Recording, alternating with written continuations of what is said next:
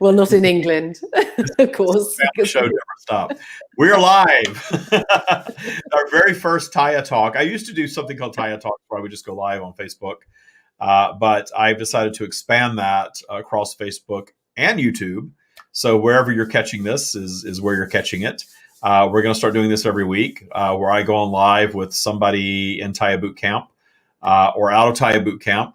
And we kind of just talk about the practice and the progression. And right now, I am with Deborah Wilson, who is a current bootcamper.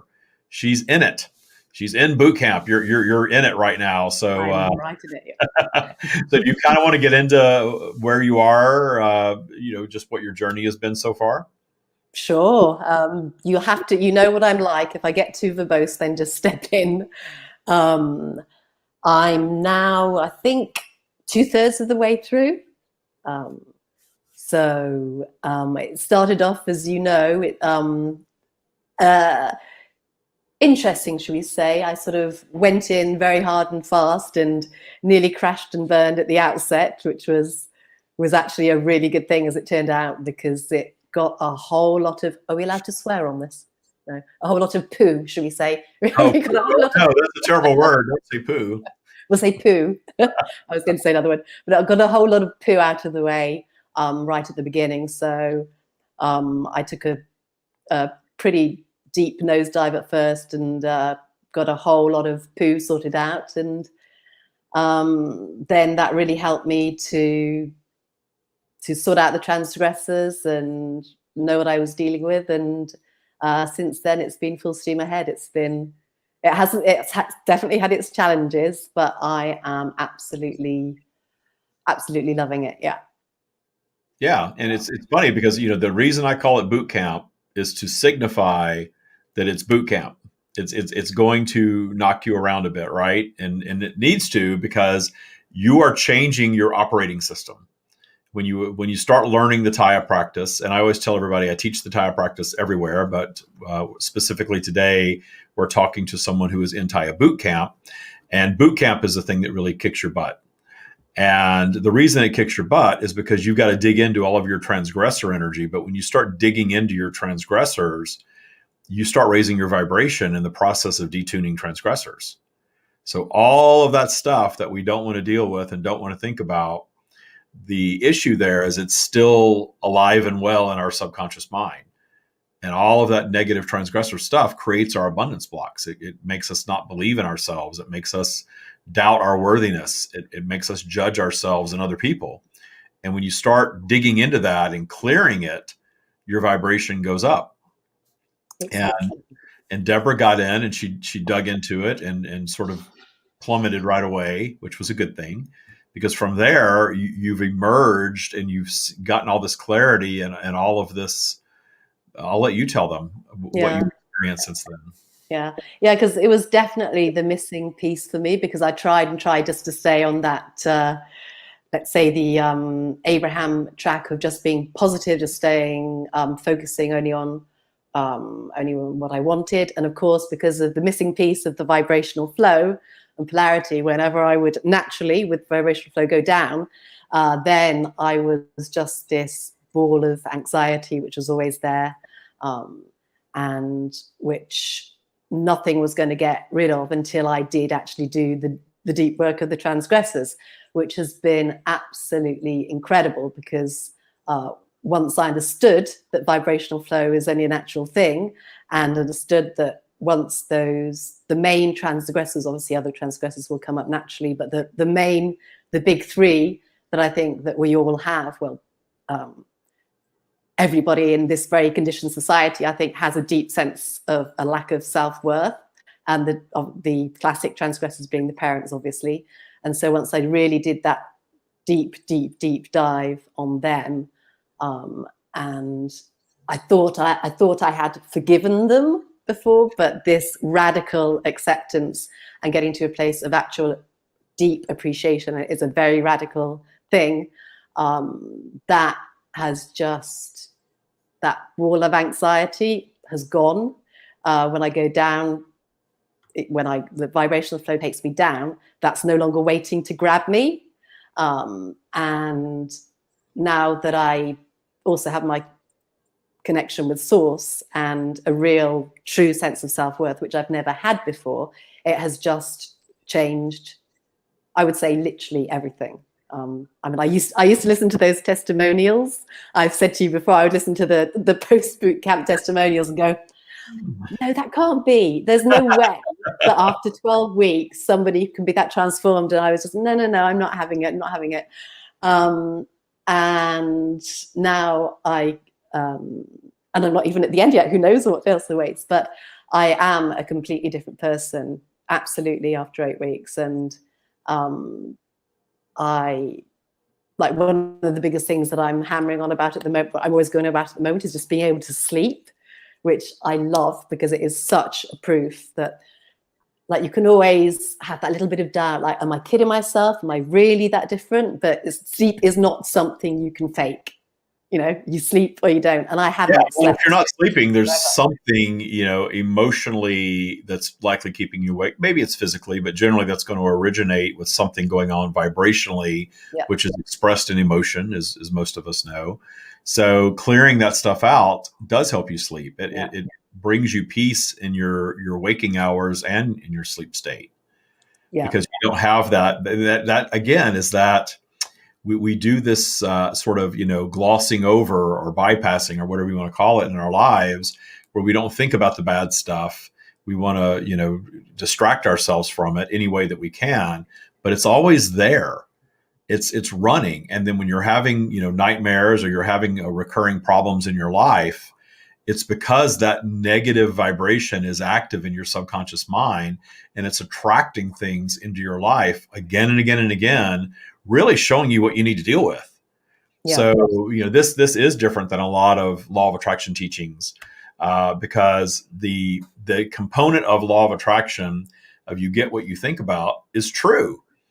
But for me, the idea of just be happy all the time and think good thoughts and think about what you want as if it already is, just didn't work. There were times I wanted to do that, and I found myself thinking exactly the opposite of that, and then beating myself up emotionally for not thinking right, and then going down my spiral even more, and really being counterproductive with having a joyous life.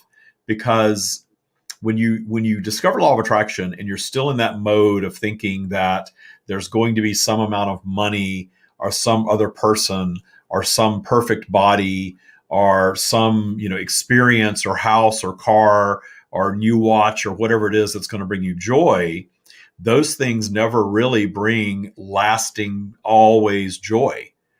And again, I always say, I love stuff. I still love stuff. I will probably always love stuff. Stuff is great. Stuff is part of being human, right? The human experience. But I have found in my life that unless you are really at peace with who you are and loving who you are and feeling your worthiness and connected to source and all of that, because that's how source feels about us, then you're actually operating below neutral, and you're looking for external things to soothe that disconnection. And that's why we get so frustrated with the law of attraction. Yeah, absolutely. It never worked for me. And I really, really tried. And I completely, I tried. It was, for me personally, it was never, ever going to work until I did get that transgressor energy out of the way. And I can see it now happening literally in all areas of my life. Like many people, I had the money block. And even that's something that I can very much see that's coming into being now, but it's literally in all areas of my life. The highs that I have now, I've always been a happy person. I've always looked at, in England, it's not very, you're not really meant to be happy. You're sort of frowned upon. I think it's slightly illegal to be optimistic. I've always been optimistic, but the sensation of joy and the highs that I have are way, way beyond anything that I've ever experienced before, way beyond that. And just that feeling of self-worth. Like, for example, I was like a chronic people pleaser before, and due to that lack of self-worth. And a big, like the had what's it called, the imposter syndrome, where I always felt I was going to be found out. I came from a family of naturally quite high achievers, but I always thought, oh my God, they're going to realize, one day they're going to, it's all going to come out. And I've actually put into my code the sort of work that I wanted to do, and just put it out there and trusted that it would come to me, and was contacted for my my dream job of being on the Camino de Santiago, with which, as you know, I'm very obsessed. And beforehand, if they had contacted me, because this is a very high-end company, people would like chew off their arm to get it, and they're contacting me beforehand, I'd be going, oh God, yes, anything you want, of course I will. And now I'm the one that's going, yeah, great, I'll definitely do that. But I'm setting my conditions and just knowing it's not like a big-headed thing, or it's, I know that I absolutely know my worth now. And I never could have said that before. I never could have done this before. Oh my God, I wouldn't have slept for days. I didn't even like talking to people that I knew. I did a post today. I don't know if you've seen in the Tya Practice. I read it first thing this morning. Yeah. And your posts have become my morning pre-meditation coffee reading. I love your posts in the Tya group. I'm certainly putting it all out there, aren't I? Which is, I mean, just that in and of itself, from someone that was desperate to conceal all this stuff, which I thought, because, I thought, well, if anybody sees the true me, then they'll just be like, oh, you fraudulent person all this time. And now I'm just sharing absolutely everything. And I think it sort of, in a way, because I was such as like, follow the instructions, be the A student. And when I was told, you've got to be your true honest self, and you've got to go into those, then I just went for it gung ho. And what it's brought up is such clarity, and the change of perspective is very, very radical, I have to say, of that appreciation and the lack of judgment of anything. It takes its time for it to really sink in, and but once it does, that changes literally. Oh my God, I sound like those people on the. It's like you've been paid or drugged to say. It's so funny because if you're watching Deborah, when she joined boot camp, she had her plummet down her spiral. She got into the muck and really remolded all that stuff the way that we teach you how to do. And then when she came out of it, she said, I used to think that you must have, we have lots of testimonials from boot camp, right? And she said, I always, what did you say? I thought you must have paid them or drugged them. Yeah. Really? Yes. You thought they were drugged?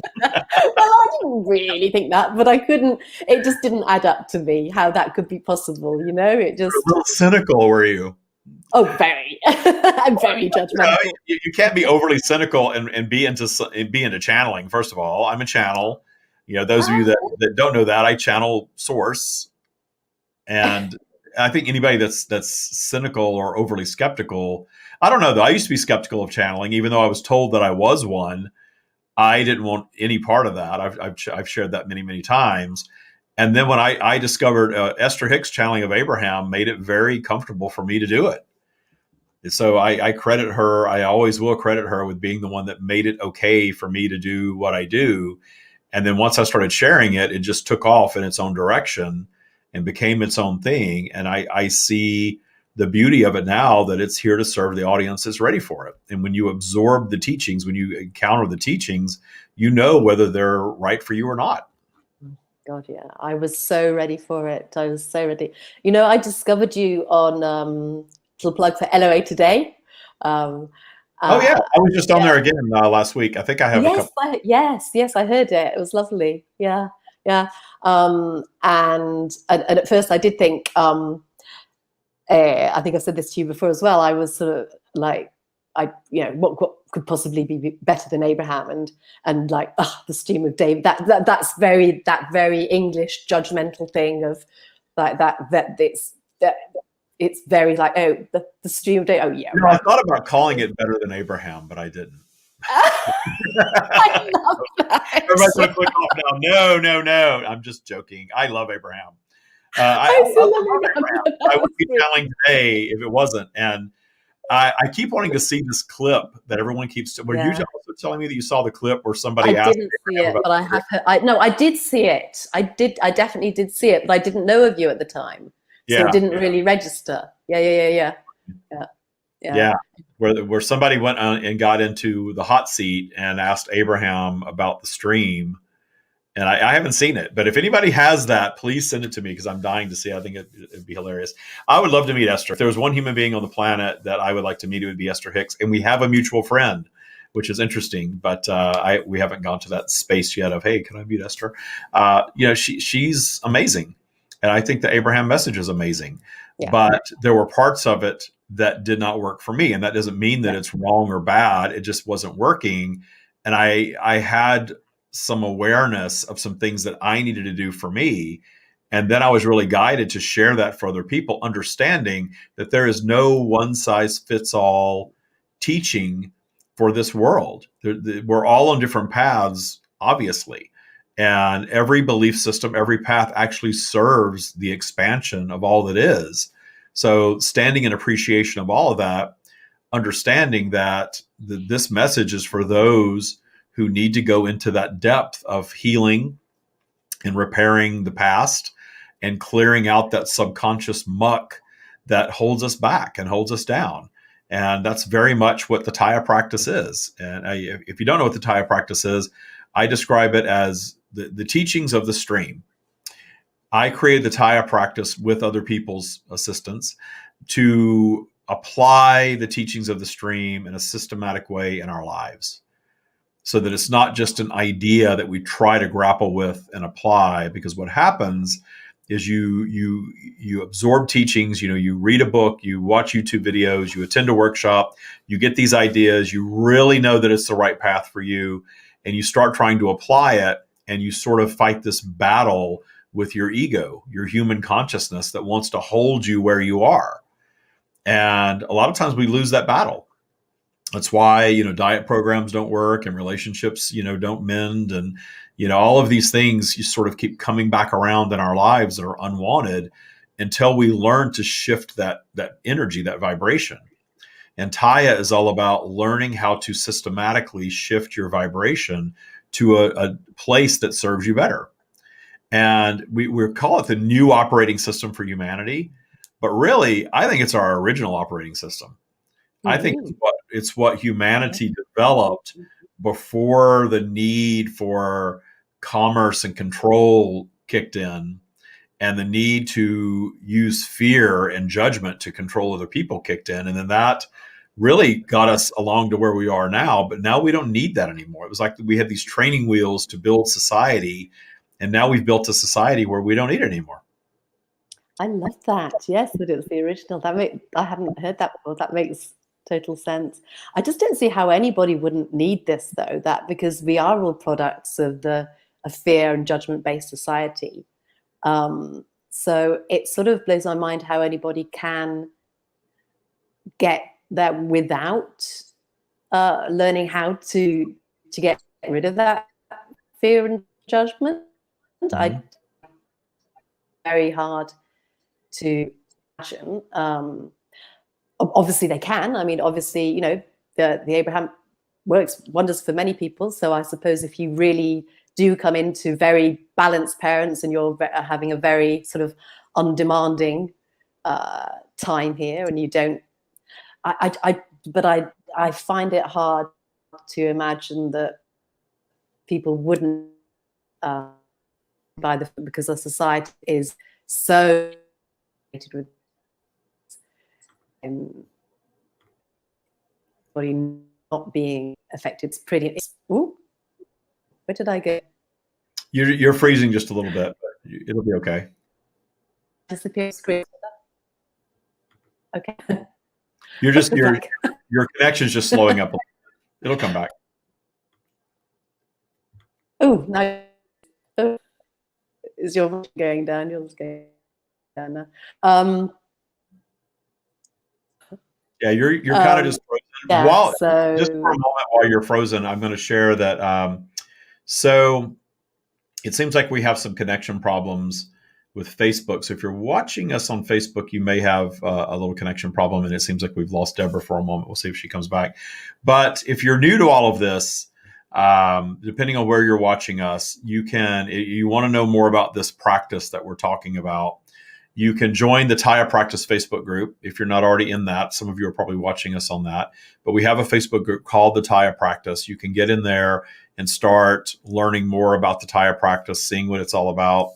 If you want to invest 90 minutes of your time to really get into learning about the Tya Practice, you can take the free masterclass.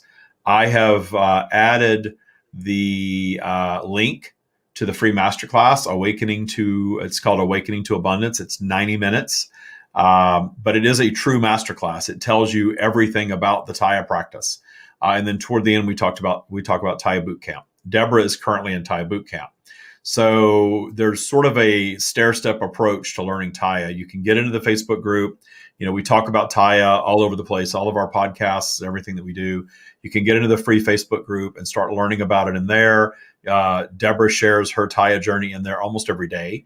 There's lots of other boot campers that are in boot camp and graduates of and masters of the Tya program that are in there, and they're active, and you're absorbing elements of the practice in there. Then when you really want to learn about it, take the masterclass. I've put the link in here.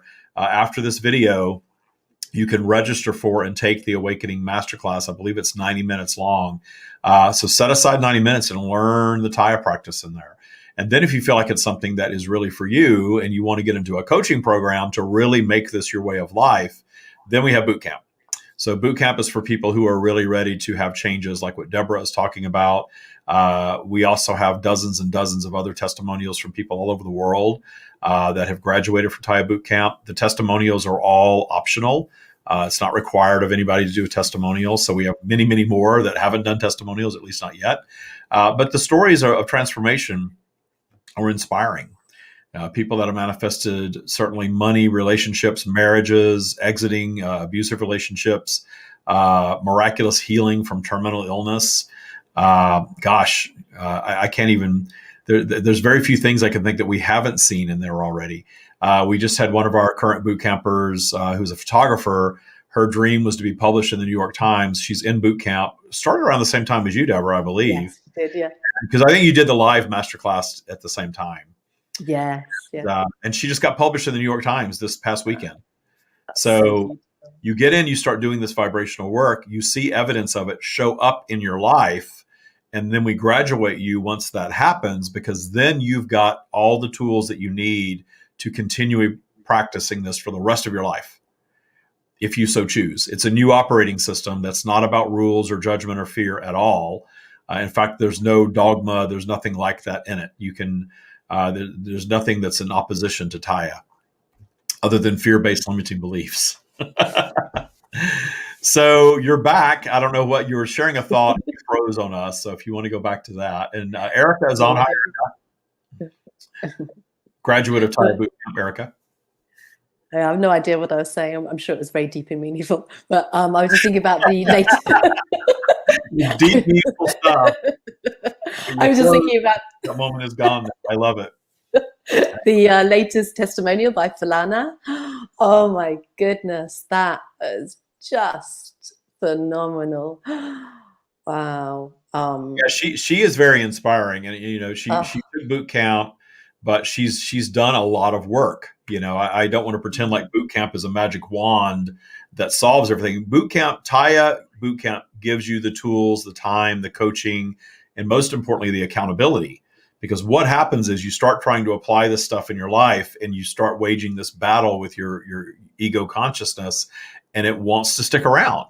That voice that tells you that you're not good enough, or you're not smart enough, or it's never going to work for you, or whatever it's saying to you, really wants to stick around, because it's been well developed in all of us to judge ourselves, to judge other people, to live in fear of something negative happening in our lives.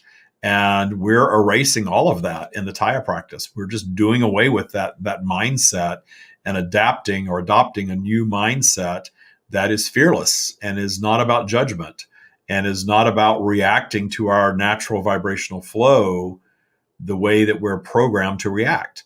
meaning we are going to operate in vibrational flow. We're going to be in high and low. This isn't about just being in high vibration all the time and being happy all the time. I have yet to meet one person who experiences that. So it really is about appreciating the down as much as the up, and then really milking the up so that you're up more often, certainly, but not beating yourselves up when you dip down a little bit or when you manifest an obstacle. I manifested an obstacle this morning, and I've been so busy that I haven't even gotten clarity on how it's serving my expansion or how it's serving my business, but I know it is. So that keeps me from going too terribly DTS about it, but it's a big deal. The thing that I manifested is indeed a big deal, and it needs to be solved, but I'm not going to solve it racing down my spiral and getting all upset and, sort of unraveling in it. And that's the key, is to meet your obstacle in joy. The appreciation of the obstacle raises your vibration. You get back above neutral into source connection. And then the old way of doing things, we would, thank God, we don't have to think about that anymore. Let's just move forward. This Tya way of doing things is no. Let's, from this higher vantage point, look back at that negative thing and find the transgressor in it, find appreciation for it, detune it, and get clarity on how it's serving us. And then it doesn't come back around again. That's the magic in this. These things that recur in our lives, the not enough money, the bad relationships, the no relationships, the bodily conditions, the illnesses, all the stuff that keeps reoccurring is reoccurring because we don't want to dig into it. And it keeps presenting itself for detuning. But we're taught once again that, it's not our fault, it's somebody else, it's an illness, and there are all these things that we get to write off our transgressor energy, but that doesn't stop it. It doesn't solve it. I would much rather teach people to solve it so that we're raising our default vibration, because all the negative crap that drags us down just dissipates in doing that. And it so works. There's just one where I might have to beg to differ with you about, because you said it's not a magic wand. Okay, it's not a magic wand per se, and there is a lot of work. But there is also, as I've said in another office, there is a touch of, and there's nothing wrong with magic. Magic is real. There is a touch of magic to it too. There definitely is. What is it? I said the touch of alchemy for sure. Yeah, alchemy. Well, there's magic in everything. I do believe, and I love that you said alchemy, because no one's ever said it like that before, and I think I've even gone on and used that now. I love that, because there is alchemy in it. You're shifting vibration, which shifts energy and creates magic for sure. And I guess the magic wand thing is, the idea of a magic wand is all you have to do is that, and it's done. And the undoing of all the things that keep your flow of magic from occurring, that takes some effort on your part to shift these things around. Because that again, that voice of limiting belief fights for life, and you've got to be ready to slay that. Very much. I think that I suppose the alchemy because it is comes from the stream, comes from source connection. So how would there not be a touch of the magic, if you want, alchemy within it? And I feel that very much. And as you know, I had a very personal experience with the stream. I don't know, I tend to, from going from somebody that never wanted to share anything about myself, I've become a terrible oversharer. So I'm not sure how much we should go into here. But my, excuse me, my interaction with the stream a few weeks back, which was on one of your Instagram lives. And remember, I asked a question, totally off planet question, totally unrelated to what the stream then answered me.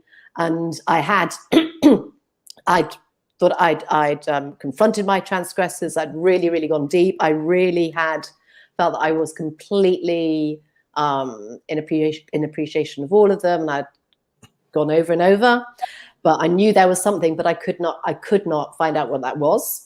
So I was really feeling quite frustrated, actually, and then I was entered into an interaction with the stream, asked them a completely unrelated, it was something off planet, and the streams knew what the question was that I had. I had no idea what the question was myself, and it addressed my very issue which still gives me the chills now. It addressed the very issue, which was totally unrelated to my question. And it just brought up this massive woof of emotion and of, I thought I had dealt with it years ago. I had not. And it was a very big deal. And it was I'm still in such awe that happened. And there is I'm a little bit, I'm just in awe at that, and just such massive appreciation of all of it. I remember, and we don't have to get into the topic, but I do remember that coming up, and me, when I channel, I have some awareness of it in the moment. It's sort of like I go back to the background and I let the stream flow through, and I don't filter them. They are not PC. They're not worried about being politically correct or playing by the rules. I don't want to filter them at all, even if it gets me in trouble. I even said in the beginning, even if it gets my head chopped off someday, and it might, if I traipse into the wrong country, right? I don't want to filter it. I don't want to filter it at all. I want it to be raw and real and source perspective on everything, even if it's not our current day, politically correct mindset that is so prevalent right now. So I remember them talking about something and me thinking, where the hell did that come from? You're going to get me in trouble. What are you doing here? Not really, but just a little bit of like, where is, this is just flowing from nowhere. And then we get through with the interaction, and I get a message from Deborah that they were speaking to exactly what she was thinking about, but didn't ask about, which was really, I channel, it's cool. I experience this stuff, pretty often, but I still have deep appreciation when that connection happens, because that's what I really love, is that the connection of source and someone, halfway around the globe, or a third of a way around the globe, is that connected, to have that type of interaction in an electronic forum. So, but really, sorry to interrupt, but I didn't even know I had the question. I knew that there was something that was unresolved, but it was in the vibration. They read your vibration. Yeah, exactly. They were reading your vibration, and that's why they flow the way that they do, because the questions are asked and it sort of activates some things. But I know that the channeling is about the vibrational mix of everyone that's in the interaction. Mm-hmm. And they're offering things a lot of times for people in the future that are watching, which is really cool, because I've had people say, I just watched the replay and it's like they were speaking directly to me. And you're connected. You extracted that from them in your reality, and getting deeper and deeper and deeper into understanding how magical our creation of our reality actually is. It's so much more than what we call 3D, for sure. Yeah. The idea of 3D and 5D. When I first got into teaching this stuff, I listened to some Abraham for a while, and then I kind of disconnected from that and started really just going inward and teaching the stream's teachings. And for me, I know that's the right path, because I want the stream's teachings to be the stream's teachings. There's a lot of compatibility with other messages, because obviously I think there are a lot of teachers that are connected to source and channeling their version of it. So you're going to hear similarities in the messaging, but the tools and the mindset and all of that, I think, are unique to the stream and unique to Tya. And that's the beauty of it. And I want that to be that. That's why I sort of cut myself off from other stuff. So when we get confirmation that, there's another set of teachings that are sort of like this, and I know I haven't absorbed that, I think that's so cool, because we're all tapping into source, and source is guiding us really to the same destination, but with perhaps a variation of sets of tools. Because even though I agree with you, I'd love for all of humanity to practice Tya, not just for my ego, because I know what it would solve for humanity. Mm. If everybody practiced Tya, this would be an amazing environment for sure. But part of being awakened, whatever you want to call it, connected to source in such a deep level, is having deep appreciation for every path. Even the millions of people who would never do this, who would never in a million years want to think about forgiving transgressors, much less appreciating them, who would never want to move out of the victim space, who never want to imagine themselves having their own unique, authentic reaction rather than a programmed reaction. Because we're taught how to respond to things. We are taught what is bad and what is good, and what we're supposed to like and what we're not supposed to like. But we see ourselves in certain ways questioning that and getting into things that we were taught not to get into. I've gotten into a lot of things that I was taught not to get into. But there's always another frontier of that. There's always, okay, this set of things, I am really untraditional in this way. But then there are other things that we don't even think to question until we start getting deeper into this work. And then it starts to get really clear that, wow, it's all programming. Mm-hmm. All of our human perspective is really a programmed perspective. It's an active vibration of humanity that we project ourselves into, and we're disrupting it. This is disruptive technology, this Tya practice. What do you mean you're not going to be afraid? Yeah, I was talking to an attorney a few months back that somebody turned me on to, and the attorney was trying to sell me a service, and it was all based in fear. Well, if you don't do this, you're going to have that, and you're going to end up in court, and people are going to sue you. And I'm like, well, I just don't worry about stuff like that. And he couldn't fathom how I wasn't terrified. And I just said, I just don't operate. Well, why do you need to even talk to me? Then he got mad. I'm like, well, I do need this structure going on, but I'm not going to hire you because I'm afraid of something. And it's like I killed his whole sales pitch. If you're not going to fear anything, I'm not going to close this deal because you're not going to sign. And I would have, but he got angry, and I thought, okay, this is just giving me clarity that you're not the right person for me to work with. So much fear, so much. When you actually do stop and look at the programming. And even something that sort of really struck me today was like how we're so programmed to fear death, and that is a massive, massive, massive part. I mean, I know I was terrified as a kid, absolutely terrified, because I wasn't a Baptist and I wouldn't join my grandmother's church, and so I was definitely going to hell. I was like, absolutely terrified, and that we have it so back to front, as the student said, that, and the doctors and the revered people that are saving us from this terrible, terrible darkness, and it's very much at the heart of our society to be terrified of death, and it so much revolves around that, and so much of the hierarchy of our society with the doctors, because they are again, and when I've always known that I've known that I'm an eternal being, that I'm a part of source, a strand of consciousness, and I've known it, but now I know it, in capital letters, and so that completely goes, and then you are freed up, and when you get down to that, the eradication of that root fear, and then you start to see how many other ways you're programmed through fear. It's quite astonishing, actually. Definitely, I'm getting these pop-ups saying that our Facebook connection is not working, but it seems like there's still people on, and some of you are on Facebook, so I don't know what that's about. The fear-based religions, I had a big problem with that early on. I joke about it. I'm not joking, though. I got kicked out of Sunday school when I was in the 4th grade. I love that. Because I questioned too much, and the installation of fear around death is so controlling, because it's inevitable for all of us.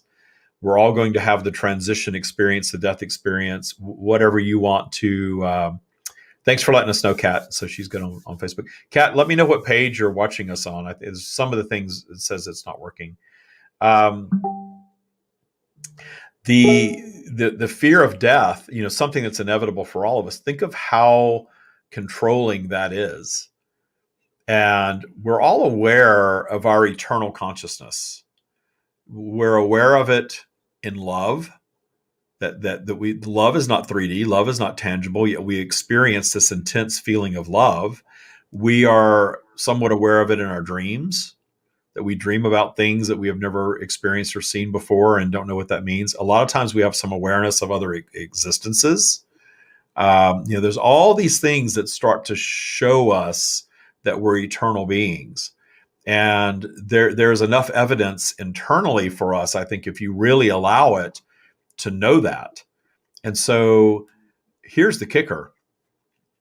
If you detune the fear of death and you're right that you are an eternal being and that you're just here having a temporary human experience in a physical vehicle, which is what the stream teaches, then this lifetime is not such a big deal that we need to place so much pressure on it. We need to fear the transition. We're eternal. We get to do this again and again and again into infinity. And if we're wrong, and that's just our ego creating this scenario where, we are born and we die and that's it, then what is there to fear in death there? This is the experience. So why live one moment of it in fear of the inevitable? Instead, enjoy every moment of it. Do the things that you want to do. Even if that's jumping out of airplanes like Cat Wonders does every weekend. Whatever it is, go do the things that you want to do and live your life and live it in joy and allow abundance to flow, because it can if you allow it. We have examples of that all around us. And so if you're allowing all of that and you get to the end and then there's nothing, what difference is it? It's a win-win. Exactly. It's a win-win. So even if all this stuff is wrong and we're not eternal beings and this is it, the only downfall is if religion is true. I think Louis C.K. I used to love Louis C.K. when he was a working comedian. He used to do this whole comedy bit about, if you're an atheist and you're right, everything's fine. But if you're atheist and you're wrong, you're really in trouble when you get to the pearly gates and God is there to judge you. And, oh no, it was real. Oh no, it's really hilarious. But the more I have detuned judgment and fear and judgment of self, the happier I've been. And I have the gift of being born a gay man, because that made me question everything. And that was the best thing that could have ever happened to me, especially as someone who is also a channel, the questioning of everything that I was taught. Because if you listen to religious teachings around what being gay is, oh, it's terrible, it's awful, you're going to contract HIV and your life is going to be terrible and you're going to die from that and you're going to just live this miserable, lonely existence with no family. And I haven't lived that experience, and I've been affected by HIV, and I know people that live very happily with HIV, and it was sort of used as this tool to demonize being gay. And it's not the truth. I love myself. I'm able to love other people. I'm able to give and receive love and experience joy every day of my life. And I'm as gay as can be. So, that if that's wrong in those teachings, then I have the right to question all of it. And so does everybody else, because in some way we are all something that we're told is sinful or bad or wrong, right? And that's what's separating me from joy, not some fake version of me that is obedient to somebody else's set of laws that have already been proven to have been changed over the years by human beings. So, yeah, I didn't mean for this to be an anti-religion tirade, but if your old operating system is still steeped in religious teachings, maybe you should question that. If it's working for you, I think that's great. My brother is very Christian, and if that's his path, and I'm respectful of that path. If that's how he wants to operate his life, then I'm not judging him for doing that. But for me, I questioned it and proved to myself that I can experience joy and abundance and health and happiness, even though I'm not living the life that the religious leaders were telling me that I was supposed to live. I just love that you were thrown out of Sunday school. I think that's such a badge of honor. I wish I could say it wasn't about me. I was questioning dinosaurs and questioning the Bible. And I think I remember questioning why the Bible didn't talk about dinosaurs, and yet we had fossils that proved that there were dinosaurs. Well, and I think the answer I got was, well, God put the bones there to make you question your faith or something. And I think my response was, that sounds like bullshit to me. love that. So that got me into trouble. I was a rebellious little headstrong kid. I had the stream in my head back then. Yeah. I had the stream in my head. There was a lot of times the stream was in my head saying, "Don't listen to that. Don't listen to that." Oh, You can if you want to, but find your own way. And in doing that, I created something that actually helps people find theirs. absolutely. I mean, I think because obviously we all have our source connection, and I did in that I was joyful and joyous and happy, and that I definitely had that had that connection. But I as a kid, I thought that I was the one that had it wrong. I thought that everybody else, because this reality just didn't. It seemed like something from an episode of Doctor Who. I couldn't understand this reality, and I thought I was the one that was wrong. And I wanted what they had. I wanted to see it the way that they did. I wanted to feel real, and I didn't know that actually I was the one that was right, and I was the one that did know that I could fly and that I could be in such joy.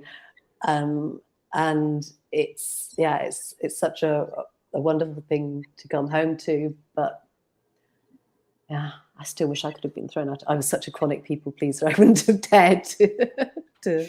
Well, the people pleasing is always rooted in wanting the approval for others and being willing to do things for them to gain their approval. And where we end up with this practice is not needing the approval of anyone, and understanding that as confident beings, loving ourselves and being in our worthiness. And it's important to point out, worthiness is not superiority. In fact, if you're really in your worthiness, you can stand in appreciation of all other beings, regardless of what their chosen path is. I love that. In fact, that non-judgment of humanity is a big part of the Tya practice, and brings a lot of joy into your life ultimately.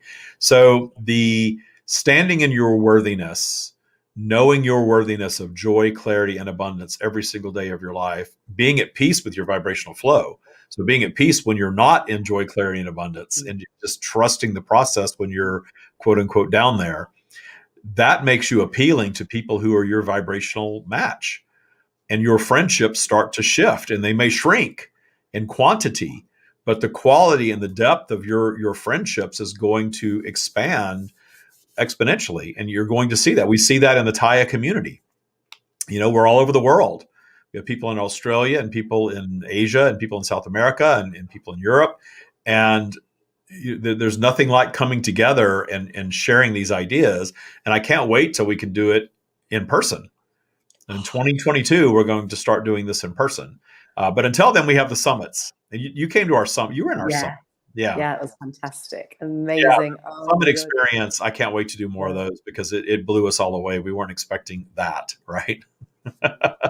It was absolutely phenomenal. Yeah, absolutely incredible. And then to do it actually in person, oh my.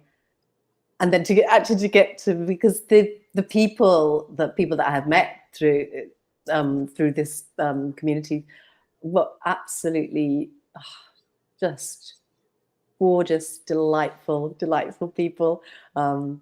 Kerry being one, hopefully she might join in a bit, and Stacey, and then, as you said, Kate. That are just it's just such a joy to be around them, to be in their energy, in their vibration. So to get to actually meet up with them in person just gives me the absolute, and of course your wonderful self. It's just it's too exciting. It's thrilling to think of actually. I've got magic playing in my head now. Yeah, we've built a wonderful community. Oh, did you listen to my playlist?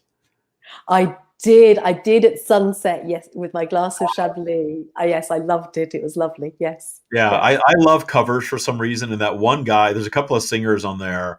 And it's like when somebody that can really sing well does a cover of a pop star, the song gets even better because the singing is so beautiful and it's not altered. These guys are just, these people are just doing this on YouTube in their house, and it sounds incredible. And so I've created this YouTube playlist of these covers of popular songs, and it's so relaxing just to listen to. But there's a guy that does, I forget his name, Steven something, He does the Rihanna's Diamonds. I love that song. Yeah. And he did an Olivia Newton-John cover, and probably by far the oldest song he's ever covered. And so I actually am trying to get in touch with him to see if he'll do Magic. Oh, wow. Make that our theme. But the Olivia Newton-John version is nice too. But his voice is so incredible. I would love to hear that. But if you haven't heard the song Magic by Olivia Newton-John, it's from 1980. And it's from the movie Xanadu, which you may or may not want to watch. But I mean, Xanadu was all about going to this other ethereal space, right? So the song Magic, it sounds like a song written by the stream. Yeah, it does.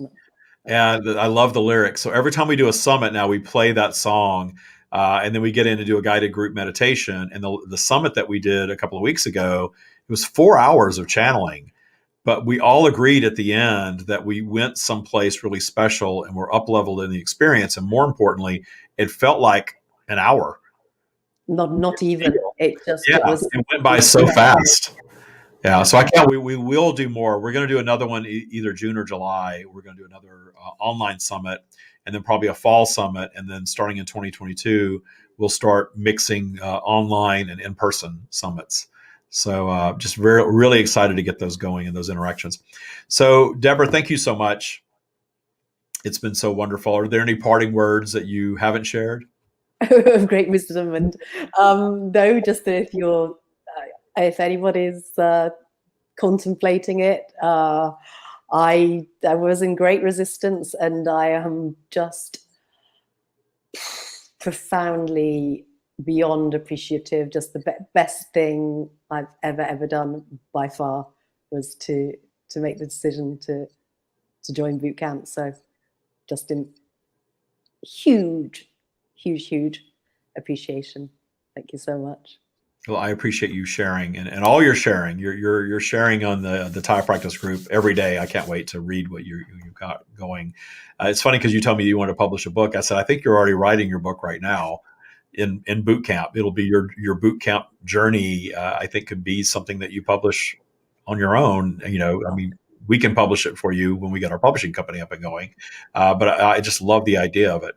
So, if you want to learn more about Tya Bootcamp and you want to take the masterclass, you can take the free masterclass. If you think you're ready to join Tya Bootcamp, book a discovery meeting with me. I actually put the link to book a discovery meeting, and I don't share this publicly as much because I really want people that are serious about Tya Bootcamp to come into these meetings, really ready to learn about it, and they're really ready to go and manifest their path into it. So you can click on the link that says Tya Discovery and book a session with me and learn more about what your path to Tya Bootcamp can look like. If you want to just learn more about the practice, the masterclass is a great place to do that. I've got a link in there for that as well. And if you're not in the Facebook group, join the Tya Practice Facebook group. And you can get in there and start just kind of learning aspects of the practice and hearing from people that are in it. It will change your life. And I'm not drugging or paying the people to say that.